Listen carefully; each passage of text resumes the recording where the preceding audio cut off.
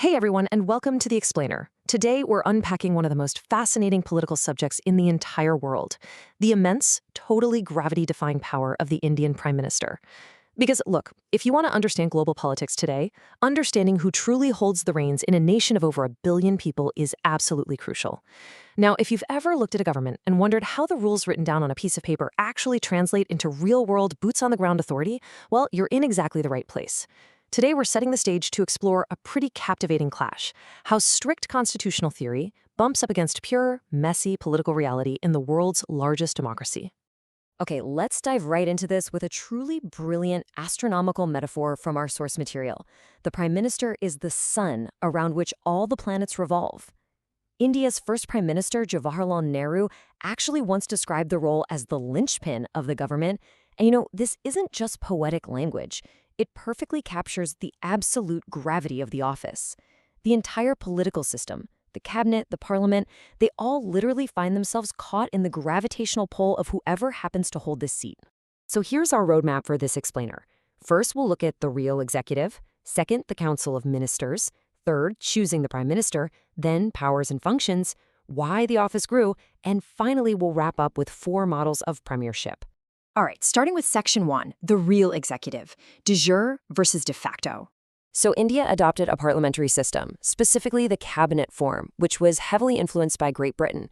And right off the bat, there's this vital split you need to understand. In theory, the Constitution formally vests all executive powers in the President of India. They're the ceremonial executive, the head of state. But, and this is the big but, in practice, those powers are actually exercised by the real executive. That's the Council of Ministers, headed by the Prime Minister. So, theoretically, the president has the power, but practically speaking, it's the Prime Minister pulling all the levers. Moving on to Section 2, Council of Ministers, the constitutional outlines.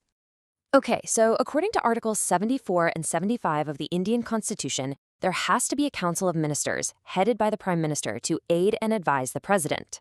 They act with collective responsibility to the lower house of parliament, the Lok Sabha. Now, here's a really interesting quirk. We hear the term the cabinet on the news all the time, right? Well, surprisingly, the word cabinet isn't actually defined anywhere in the Indian Constitution. It's just a British convention. It's an extra-constitutional, much smaller body of senior ministers within that larger council, and the Prime Minister dictates exactly who gets a seat in that highly influential inner circle. Which leads us to a pretty foundational concept. The Prime Minister is theoretically viewed as primus inter pares, which is a Latin phrase meaning first among equals.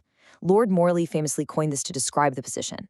The whole idea is that in normal situations, the Prime Minister is really just one member of the cabinet team, standing shoulder to shoulder with their colleagues, acting simply as the leader among peers. Now, that sounds incredibly democratic and perfectly balanced on paper. But come on, when we look at how the government actually functions day to day, we really have to ask, are they actually just equals? Or is the Prime Minister functioning more like a supreme ruler within that cabinet?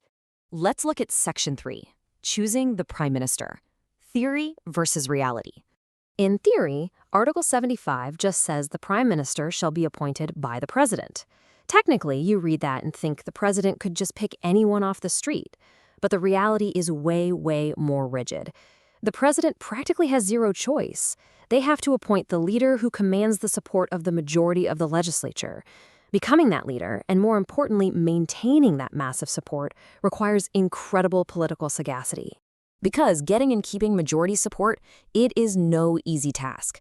You literally cannot allow political rivals to challenge your authority.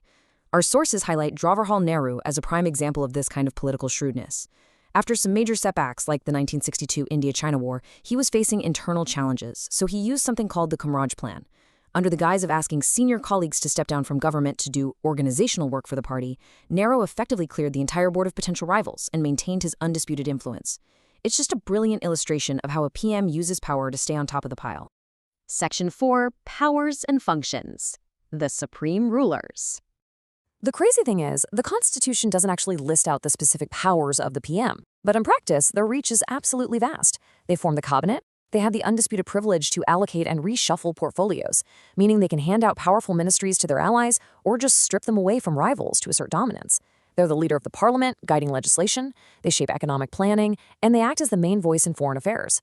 But honestly, perhaps their most vital power is acting as the chief link to the president. Now, what's really interesting about this is that by official duty, the Prime Minister is the chief constitutional advisor to the President. The source texts literally describe the PM as the mouth, eyes, and ears of the President. Just think about what that means for a second. Other ministers can only meet the President with the formal approval of the PM. The Prime Minister strictly controls the entire flow of information going to the ceremonial head of state. It's a massive bottleneck of power. Section 5. Why the office grew, moving from a cabinet to a prime ministerial government. So, how did this office get so big? Well, several historical forces completely transformed India from a cabinet government into a highly centralized prime ministerial one. First, the long dominance of single parties, like the Congress, really institutionalized the PM's power.